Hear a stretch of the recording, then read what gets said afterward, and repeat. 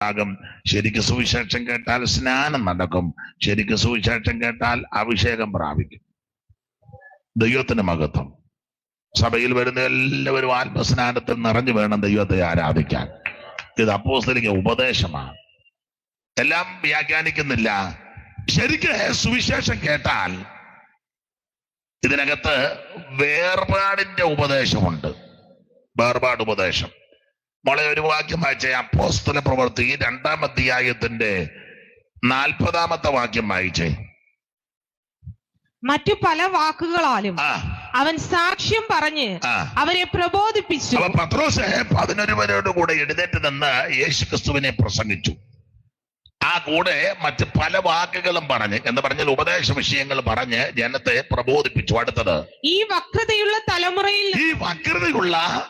തലമുറയിൽ നിന്നും രക്ഷിക്കപ്പെടുവിൻ. ശരിക്ക് ആ ഭാഗമൊക്കെ നന്നായിട്ട് എടുത്ത് വ്യാഖ്യാനിച്ചാൽ വേർപാട് പാലിച്ച് വേണം ജീവിക്കാൻ.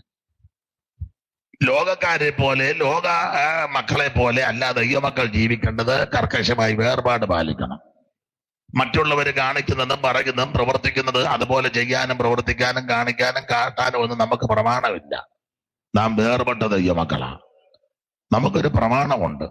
അതാ സംഖ്യാപുസ്തകം നിങ്ങൾക്കറിയാം 23:9 വായിക്കുന്നത് ഇങ്ങനെ, ഇതാ തനിച്ചു പാർക്കുന്ന ജനം ജാതികളുടെ കൂട്ടത്തിൽ എണ്ണപ്പെടുന്നില്ലെന്ന. 9-ാം വാക്യം വായിച്ചേ മോളെ.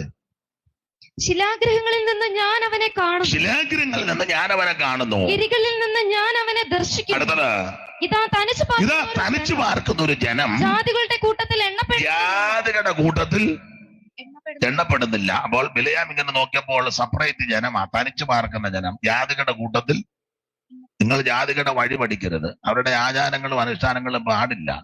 ജാതികൾ ബലി കഴിക്കുന്ന ദൈവത്തിനല്ല, ഭൂതങ്ങൾക്ക്. അതുകൊണ്ട് നിങ്ങൾ കർത്താവിന്റെ മേശയിലും ഭൂതങ്ങളുടെ മേശയിലും പങ്കുകാരാകരുത്. ഇതൊക്കെ ഉപദേശ വിഷയങ്ങളാ. സ്തോത്രം. അവര് കാണിക്കുന്ന പോലെ നമുക്ക് കാണിക്കാൻ വ്യവസ്ഥയില്ലെന്നായി പറഞ്ഞതിന്റെ അർത്ഥം. വേർപെട്ട ദൈവമക്കൾ വേർപാട് പാലിക്കണം. ഇതാ തനിച്ചു പാർക്കുന്ന ജനം ജാതികളുടെ കൂട്ടത്തിൽ എണ്ണപ്പെടുന്നില്ല. അതുകൊണ്ടല്ലയോ മൊർദെഖായിയെ പറ്റിയൊക്കെ ഹാമാൻ എന്ന് പറയുന്ന കാര്യമുണ്ടല്ലോ. ഹാമാൻ അഹശ്വേരോശ് രാജാവിനോട് പറഞ്ഞൊരു പദമുണ്ട്. എസ്തേറിന്റെ പുസ്തകം 3-ാം അധ്യായത്തിന്റെ 8-ാം വാക്യം ഒന്ന് വായിച്ചേ.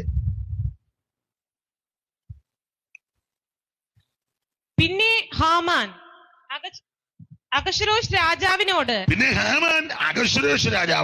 നിന്റെ രാജ്യത്തിലെ സകല സംസ്ഥാനങ്ങളിലുമുള്ള ജാതികളുടെ ഇടയിൽ ഒരു ജാതി വേറൊരു ജാതി ചിന്നിച്ചിതറി കിടക്കുന്നു. അടുത്തത്, അവരുടെ ന്യായപ്രമാണങ്ങൾ മറ്റുള്ള സകല ജാതികളുടേതിനോടും വ്യത്യാസപ്പെട്ടിരിക്കുന്നു. വ്യത്യാസമാ. മറ്റുള്ള എല്ലാവരിൽ നിന്നും വ്യത്യാസമാണ്. സംസാരം വ്യത്യസ്തമാണ്. അത് സമീപനമൊക്കെ വ്യത്യസ്തമാണ്. വസ്ത്രധാരണത്തിന് വ്യത്യസ്തമുണ്ട്.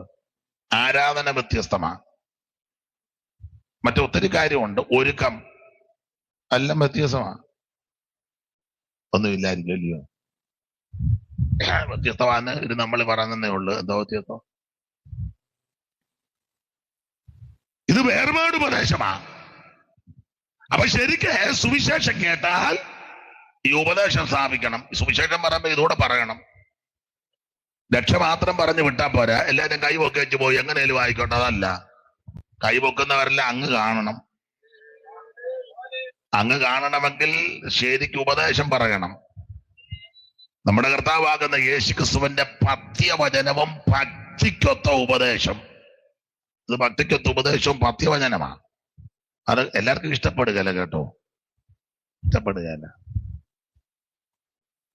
ദൈവത്തിന് മഹത്വം.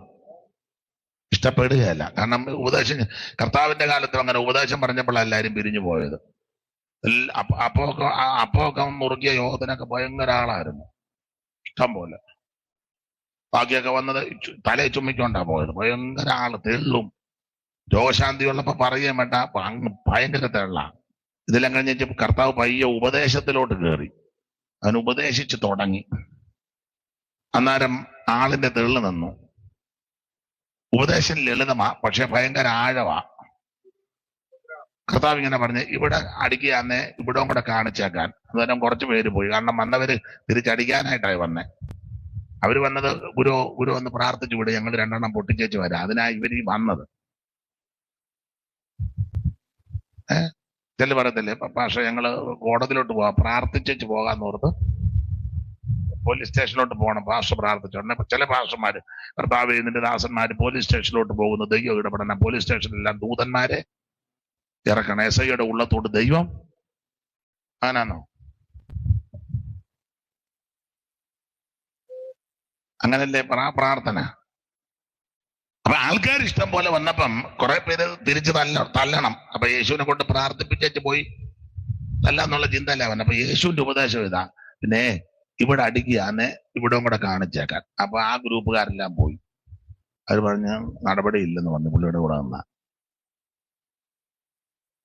അപ്പൊ വേറൊരു ഗ്രൂപ്പുകാര് കർത്താവ് പറഞ്ഞു ഉടുപ്പ് ചോദിക്കുന്നതിന് പുതപ്പൂടെ കൊടുത്തേക്കാൻ. അവരും പോയി. അടുത്ത ഉപദേശം ഇതാ, ശത്രുവിന് വിശക്കുന്നെങ്കിൽ തിന്നാൻ കൊടുത്തേക്കാൻ. അങ്ങനെയുണ്ടോ? 1 നാഴിക നടക്കാൻ നിർബന്ധിച്ച 2 നാഴിക നടന്നേച്ച് വരാൻ. ഇതൊക്കെയാ യേശുവിന്റെ ഉപദേശം. ഇതെല്ലാവർക്കും ഇഷ്ടമല്ല.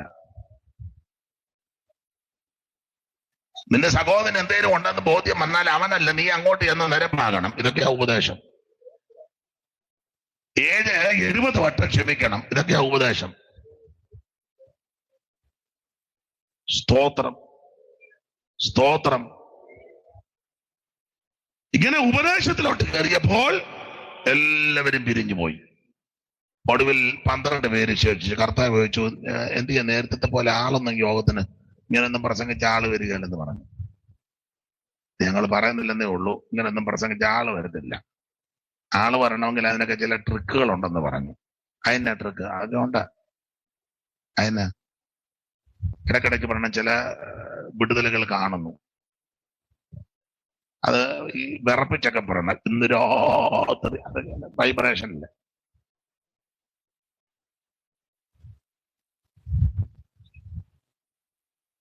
മനോവേദനയാൽ ഭാരപ്പെടുന്ന ചിലരെ ആത്മാവ് കാണുന്നു. അങ്ങനെ പറഞ്ഞാൽ മതി. അന്നേരം തള്ളയിളകും. എന്നൊക്കെ ചില ഉണ്ട്. കടഭാരത്താൽ വലയുന്ന ചില വ്യക്തികളെ കാണുന്നു. മുഴുവൻ കടമെടുത്ത് വെച്ചിരിക്കുന്നതാ. അത് ആർക്കാ കടവ്? മുഴുവൻ എണ്ണവും പരുവക്കാണ്. ആരോടും പറയാത്ത ചില വിഷയങ്ങളുമായി വന്നവരുണ്ട്. എല്ലാ എത്ര ടൈപ്പാ. ആരോടാ പറയുന്നത്? ആരെ വിശ്വസിച്ചാ പറയുന്നത്?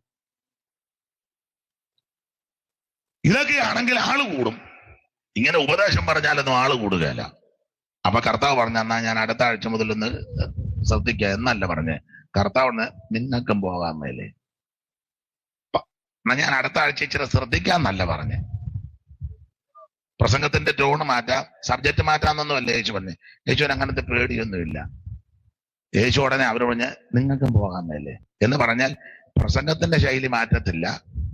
അടുത്ത ആഴ്ച കുറച്ചുകൂടെ കട്ടിക്കേ പറയുള്ളൂ. അപ്പൊ നിങ്ങൾ പോകുന്നെങ്കിൽ വണ്ടി പോകുന്നതിന് മുന്നേ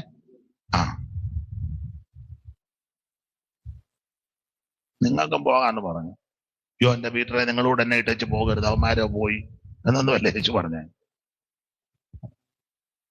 തീർത്ത കാര്യം പറഞ്ഞപ്പം പത്രോസ് പറഞ്ഞു, അയ്യോ ഞങ്ങൾ പോകാനോ?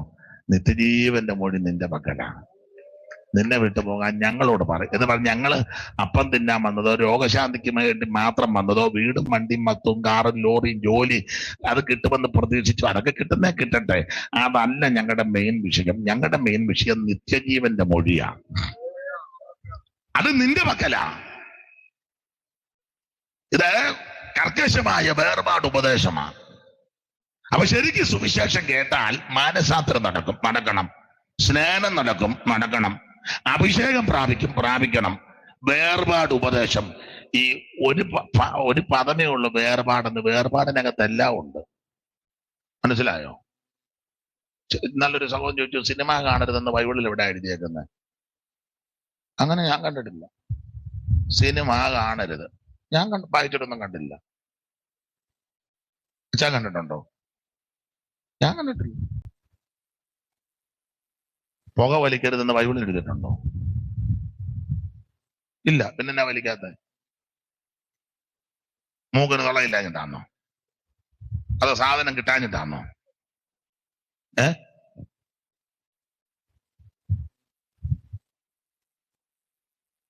അവന്റെ മൂക്കിൽ നിന്ന് പുക പൊങ്ങിയെന്നാ വാക്യം.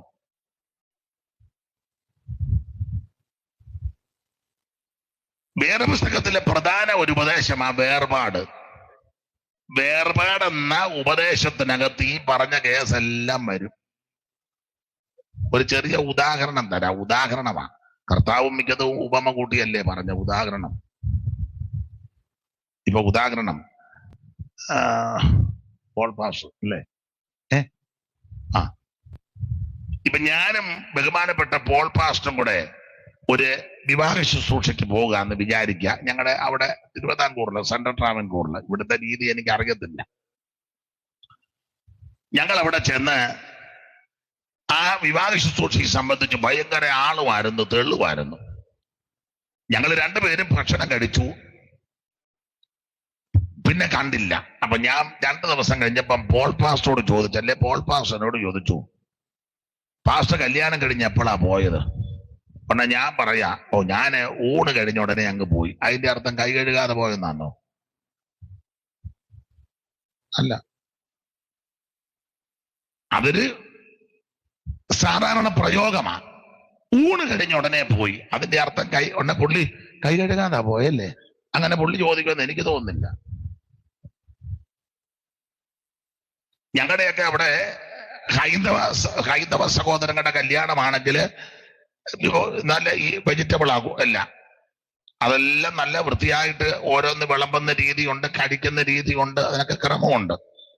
അത് കഴിച്ചേച്ച് പായസം പല ടൈപ്പ് കൊണ്ടുവരും. അതൊക്കെ ഇഷ്ടപ്പെട്ട് അന്നേ പഴമൊക്കെ ഞെരടി, ചിലര് നാരങ്ങായും പപ്പടവും ഒക്കെ ചേർത്ത്, അത് കണക്കുണ്ട്. അതെല്ലാം നന്നായിട്ട് കഴിച്ച് അത് കഴിഞ്ഞ ഇലയൊക്കെ ചിലരും അവിടെ മടക്കി വെക്കാൻ പറയും, ചിലർ എടുക്കാൻ പറയും. ആ ഒരു പോക്കൊക്കെ ഉണ്ട്, വെള്ളം. അപ്പൊ ഇങ്ങനെ പോകുമ്പോൾ ഇതിലെ കൂടെ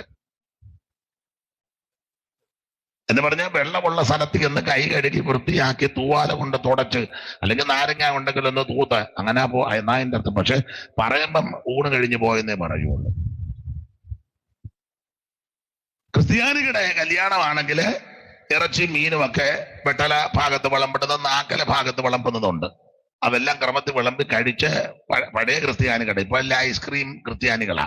അതുപോട്ടെ, പണ്ട് തൈരും പഴവും പഞ്ചസാരയും കൂടെ ചേർത്ത് ഒരു പിടി കൈയുടെ വടവിൽ കൂടെ ഒക്കെ ചാടി, അതും ഇങ്ങനെ, അതും കഴിഞ്ഞേച്ച് വെള്ളം. അപ്പൊ ഊണ് കഴിഞ്ഞ് പോയെന്ന് പറഞ്ഞാൽ കൈ കഴുകാതെ പോയെന്നല്ല നിന്റെ അർത്ഥം. ഊണ് കഴിഞ്ഞ് ഒന്നെങ്കിൽ ഇല മടക്കി, അല്ലെങ്കിൽ ഇല എടുത്തോണ്ട് അത് കളയേണ്ട സ്ഥലത്ത് കൊണ്ട് കളഞ്ഞ് വെള്ളമുള്ള സ്ഥലത്ത് ചെന്ന് വൃത്തിയായിട്ട് കൈ കഴുകി തൂവാല ഉണ്ടെങ്കിൽ തൂത്ത് തുടച്ച് വൃത്തിയാക്കി വന്ന വാഹനത്തിൽ അല്ലെങ്കിൽ വന്ന രീതിയിൽ പോയെന്ന അതിന്റെ അർത്ഥം. അത്രയും വിശദീകരിക്കത്തില്ല.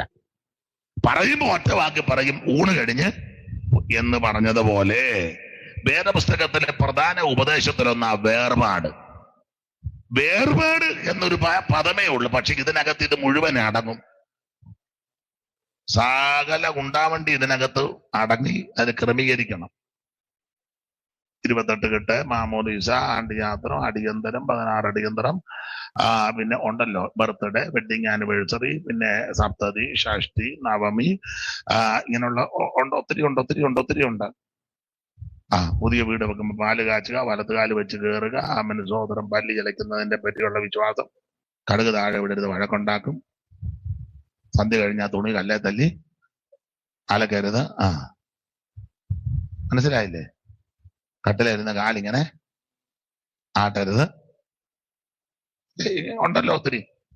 1-ാം തീയതി വന്ന് കയറണം, രാവിലെ വരണം, അവൻ കയറുന്നതിന് മുന്നേ. എന്നാന്നറിയാൻ പറ്റില്ല, 2 ദിവസമായിട്ട് കൈ അല്ലല്ലോ ഉണ്ട്, ചൊറിച്ചിലുണ്ടെന്നാണ്. അതെനിക്ക് എന്നാ കണ്ണ് ഞാൻ കണ്ടമാനം ചിരിച്ചിന്ന്. എന്നാണോ കൂടെ തുമ്മുന്ന എന്റെ കാര്യം? നിന്റെ കാര്യം പറയാനുണ്ട്, അതുകൊണ്ട് ഇട്ടുമ്പോ. ഇങ്ങനെയുള്ള ഒത്തിരി അനുഷ്ഠാനങ്ങളും ആചാരങ്ങളൊക്കെ ഇല്ലേ? ഇതെല്ലാം ഈ വേർപാട് ഉപദേശത്തിൽ വരും. അതെല്ലാം കളയണം. പഴയ മാമൂലുകള്, ആചാരങ്ങള്, അനുഷ്ഠാനങ്ങള് രക്ഷിക്കപ്പെടുന്നതിന് മുന്നേ ഒക്കെ ഒത്തിരി ഉണ്ടല്ലോ. ഞാൻ പെന്തിക്കോസുകാരുടെ കാര്യമായി നിങ്ങൾ വീഡിയോ പിടിക്കുന്ന ഒരു കാര്യം ശ്രദ്ധിക്കണേ. ഇച്ചിരി കട്ട് ചെയ്തിട്ട് നാശോപ്പിച്ച് വെച്ചേക്കരുത്. അത് അങ്ങനെ തന്നെ കിടക്കാവുള്ളൂ. മനസ്സിലായോ? ആരുടെ മോനെ വീഡിയോ? മോന്റെ ആണോ?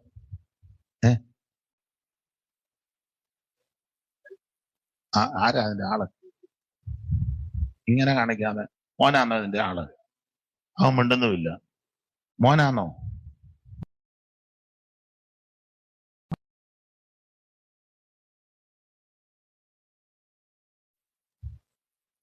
നിങ്ങൾക്കും പോകാന്ന് പറഞ്ഞു. അയ്യോ എന്റെ വീട്ടിലെ നിങ്ങളോട് എന്നെ ഇട്ടേച്ച് പോകരുത്, അവന്മാരോ പോയി എന്നൊന്നും അല്ലേ യേശു പറഞ്ഞേ. തീർത്ത കാര്യം പറഞ്ഞപ്പം പത്രോസ് പറഞ്ഞു, അയ്യോ ഞങ്ങൾ പോകാനോ?